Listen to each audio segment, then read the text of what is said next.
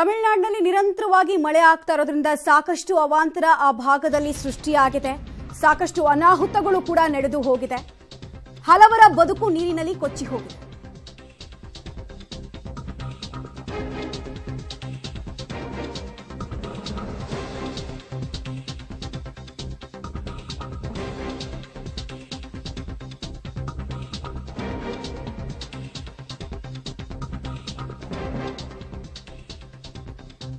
Drone ಕ್ಯಾಮೆರಾದಲ್ಲಿ ಪ್ರವಾಹದ ದೃಶ್ಯ ಕೂಡ ಸೆರೆಯಾಗಿದೆ.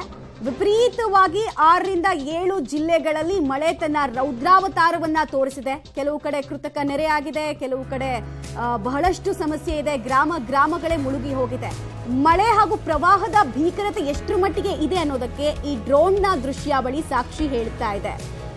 ಚಿಕ್ಕ ಪುಟ್ಟ ಆಟಿಕೆಗಳಂತೆ ಅಲ್ಲಿ ದೊಡ್ಡ ದೊಡ್ಡ ದೈತ್ಯ ಬಿಲ್ಡಿಂಗ್ಗಳು ಗೋಚರಿಸ್ತಾ ಇದೆ. ಕಂಪ್ಲೀಟ್ ಆಗಿ ಅಲ್ಲಿ ರೋಡ್ ಎಲ್ಲಿತ್ತು, ಹೊಲ ಯಾವುದು, ಜಮೀನ್ ಯಾವುದು, ಕಮರ್ಷಿಯಲ್ ಏರಿಯಾಗಳು ಯಾವುದು ಕೂಡ ಕಾಣಿಸ್ತಾ ಇಲ್ಲ. ಕೇವಲ ನೀರಿನಿಂದ ಆ ಪ್ರದೇಶ ಮುಳುಗಿ ಹೋಗಿದೆ. ರಾಷ್ಟ್ರೀಯ ಹೆದ್ದಾರಿಗಳಲ್ಲೂ ಕೂಡ ಇದೇ ಪರಿಸ್ಥಿತಿ ಮುಂದುವರಿತಾ ಇದೆ. ಕೆಲ ದಿನಗಳ ಹಿಂದಷ್ಟೇ ಚೆನ್ನೈ ಯಾವ ರೀತಿ ಮುಳುಗಿ ಹೋಗಿತ್ತು, ಏನೆಲ್ಲ ಸಮಸ್ಯೆ ಆಗಿತ್ತು ಅನ್ನೋದನ್ನು ನೋಡಿದ್ವಿ. ಈಗ ಮತ್ತೆ ಹಿಂಗಾರು ಮಳೆ ವಿಪರೀತವಾಗಿ ಕಾಡ್ತಾ ಇದೆ ತಮಿಳುನಾಡಿಗೆ. ಪ್ರತಿ ಸಲ ಕೂಡ ಹಿಂಗಾರು ಮಳೆ ವಿಪರೀತವಾಗಿ ಕಾಟ ಕೊಡುತ್ತೆ, ಉತ್ತಮ ಬೆಳೆ ಆಗುತ್ತೆ ಇದರಿಂದನೇ ಅಂತ ಹೇಳ್ತಾರೆ. ಬಟ್ ಈ ಸಲ ನಿರೀಕ್ಷೆಗೂ ಮೀರಿ ಹೆಚ್ಚು ರಾದ್ಧಾಂತವನ್ನೇ ಮಳೆ ಸೃಷ್ಟಿ ಮಾಡಿದೆ.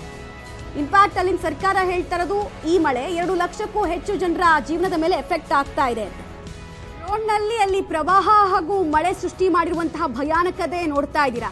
ಇದಕ್ಕೆ ಹಲವು ರೀಸನ್ಗಳನ್ನ ಕೂಡ ಅಲ್ಲಿನ ಜನ ಕೊಡ್ತಾ ಇದ್ದಾರೆ. ಒಂದು ಬೇಕಾಬಿಟ್ಟಿಯಾಗಿ ಅಲ್ಲೂ ಕೂಡ ಇಲ್ಲಿ ನಮ್ಮಲ್ಲಿ ರಾಜ ಕಾಲುವೆ ಒತ್ತುವರಿ ಮಾಡಿಕೊಂಡು ಮನೆ ಕಟ್ಕೊಂಡಿದ್ದಾರಲ್ಲ, ಅಲ್ಲೂ ಕೂಡ ಅದೇ ಪ್ರಾಬ್ಲಮ್ ಇದೆಯಂತೆ. ಆಮೇಲೆ ಹಲವು ನದಿಯ ಒಡಲನ್ನ ಅಲ್ಲಿ ಭೂಗಳ್ಳರು, ಮಣ್ಣಿನ ಕಳ್ಳರು ಬಗೆದಿರೋದ್ರಿಂದ ಇವತ್ತು ನಮ್ಗೆ ಈ ಪರಿಸ್ಥಿತಿ ಇದೆ ಅಂತ ಹೇಳ್ತಾ ಇದ್ದಾರೆ.